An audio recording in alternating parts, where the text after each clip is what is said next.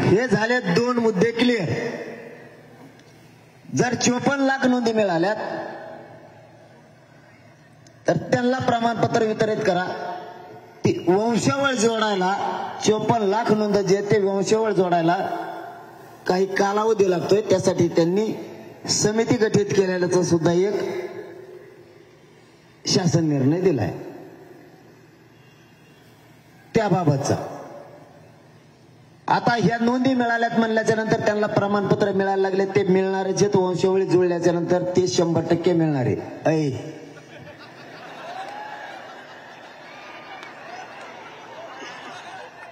टाकीशी मग टकोऱ्यात माया लांब जाऊन तिकडे ते गेलं का.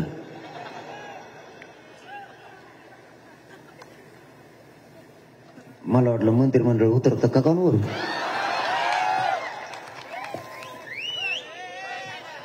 चोपन्न लाख नोंदी मिळाल्यात त्यांचे प्रमाणपत्र वाटप सुरू आहेत.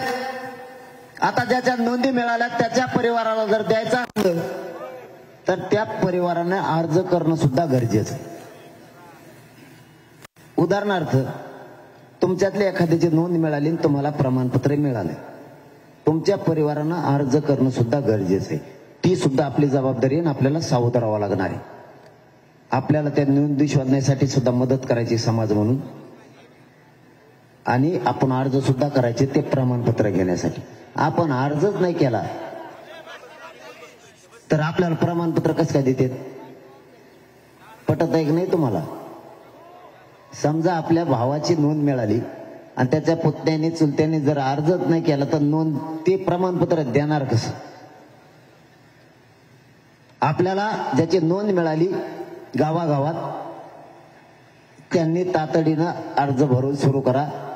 आपण त्यांना मागणी केली होती 4 दिवसाच्या आत ते सुद्धा प्रमाणपत्र वितरित करायचं. 4 दिवसात तुम्ही मग बिगडी शंभर तो मग चाललंय धोरणात चालून देऊ ग.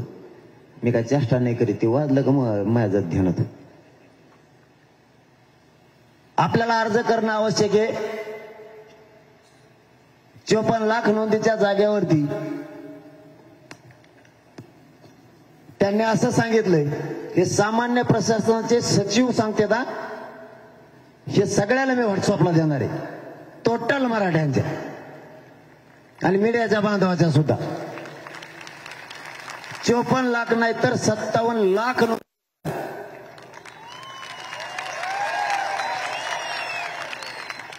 कारण हे मधला मराठे इकडे निघालेला दणका त्याच्यात हे वाड्या दिसत आहेत.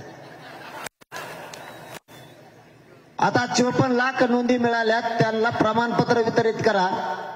आपण असं सांगितलं होतं. त्यांनी सांगितलंय 37 लाख लोकांना प्रमाणपत्र आम्ही वितरित केले. आवाज आहे ना? काय नाही यादी दिली माझ्याजवळ, मी यादी देतो तुम्हाला. नाही काच काय म्हणता? मी बिगर यादीचं बोलत नसतो. मी त्यांना सोडितो काय? पुढं आहे का ना आणखी? पुढं काय आहे? पुढं आहे ना बरंच आणखी. यादी घेतली मी त्यांच्याकडून. यादी सगळ्याला व्हॉट्सअपवर टाकतो मी. आणि मी याच्या पलीकडे काय मागितलं माहिती आहे का आणखी? आवाज आहे ना? काय म्हणते ते?